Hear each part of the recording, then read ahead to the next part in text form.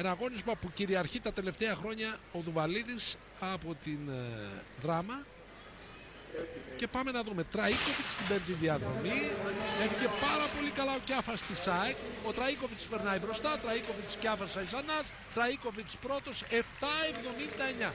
7.78 έκανε το πρωί στο πρωτηματικό. Ο Κύπρος αθλητής πολύ καλά, με πολύ προπόνηση. Ακόμα δεν έχει σταματήσει καθόλου, καθώς ετοιμάζεται.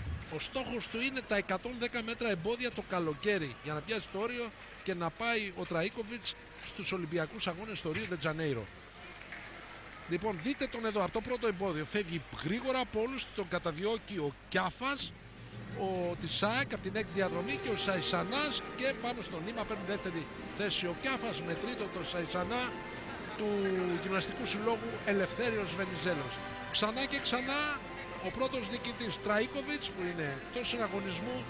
Νικητής λοιπόν, πρωταθλητής Ελλάδος, θα είναι ο δεύτερος, ο Κιάφας της ΑΕΚ. Στα 60 μέτρα με εμπόδια, χρόνος 7.79 δίνει το ηλεκτρονικό χρονόμετρο. Θα περιμένουμε και το φωτοφίνις, όπου η επίσημη χρόνη είναι το φωτοφίνις. Ό,τι φωτογραφίσει η φωτογραφία, το χρονόμετρο και το στήθος του αθλητή πάνω